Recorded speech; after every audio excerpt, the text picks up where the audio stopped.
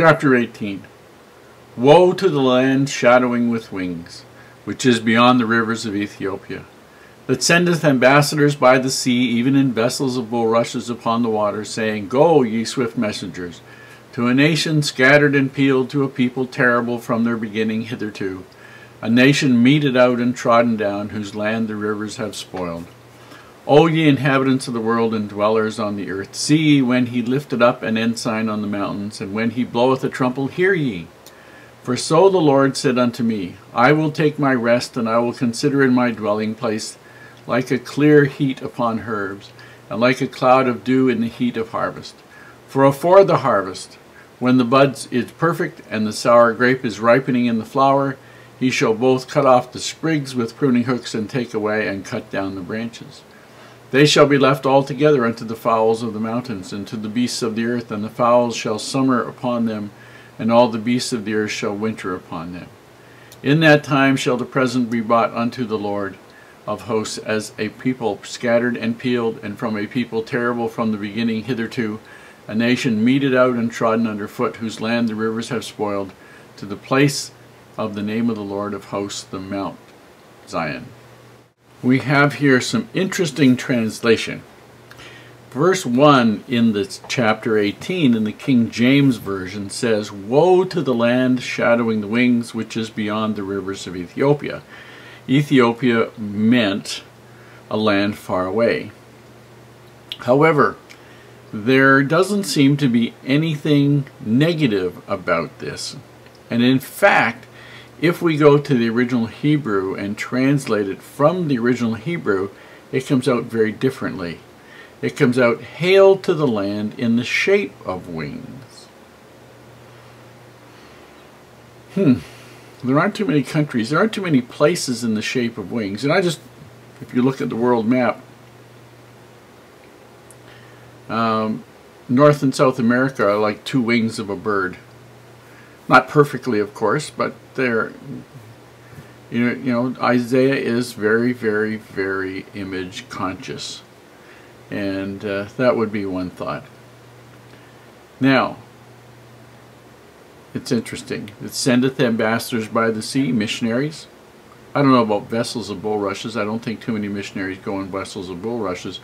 But it said, Go ye swift messengers to a nation scattered and peeled.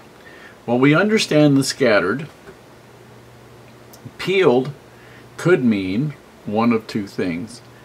Basically, having lost everything, which is what happened to them when they were taken captive by Nebuchadnezzar. Okay, and basically the same when they were taken by the Romans and Jerusalem was destroyed by the Romans. Or it could mean one other thing that I can think of anyway. And that would be when Israel occupied Canaan and that area, it was a fairly well-treed area. And over the time, they cut down most of the trees, and so it lost its forests. And that would have been peeled.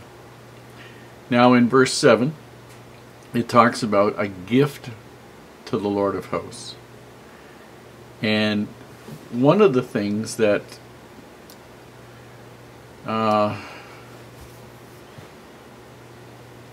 basically in another scripture it says is that the gift is going to be a restored house of Jacob. A restored. Now the house of Jacob was Jacob with all of his sons. With all of his sons, their wives, their children. So basically it was the entire family of those who became the Jewish people. Interesting. That will be interesting to see. That's the restored Israel right there. That's Judah is basically the ones that are in the promised land right now, but all the other tribes aren't really there in any great numbers. There's a translation that says a people terrible from the beginning, and it really means is a nation always feared or respected. So slightly different there. The terrible didn't necessarily mean fearsome. It just meant people that you respect and hold in awe. And also where the rivers have spoiled, the land the rivers have spoiled, properly translated means the land crisscrossed by rivers. Now, I know there are lots of places with lots of rivers, but if you take a look at a map of the world, the country that has what looks like the most of its landmass crisscrossed by the most rivers is actually the United States. If you look on the East Coast, there's a whole bunch of rivers going down the East Coast to the Atlantic Ocean. There's a bunch on the West Coast. They go from the Rocky Mountains down to the Pacific Ocean. And if you're in the middle of the country, there's the huge Mississippi and Missouri rivers. And it looks like they cover virtually the whole landmass. You don't have to go very far and you get to one. So those are some interesting observations. It'd be interesting to know for sure exactly what Isaiah saw.